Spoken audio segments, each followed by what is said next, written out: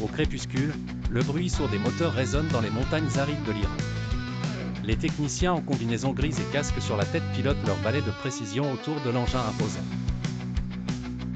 Un missile de dernière génération, produit de plusieurs années de recherche et de développement, est soigneusement préparé. Peu savent que ce programme militaire, orchestré dans le plus grand secret, vise à renforcer la défense d'une nation en proie à de multiples tensions régionales. Parmi les techniciens, Reza, ingénieur chevronné, surveille chaque mouvement avec une attention rigoureuse. Son visage est marqué par les longues nuits passées à perfectionner la technologie qui équipe ses engins.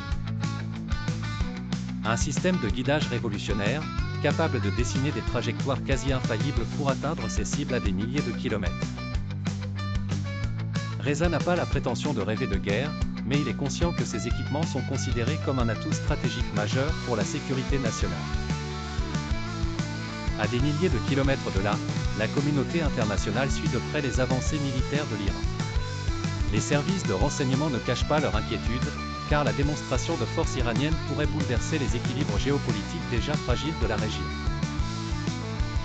Des débats houleux s'enclenchent dans les parlements du monde, entre ceux qui prônent une approche diplomatique et ceux qui voient une intervention militaire comme seule issue.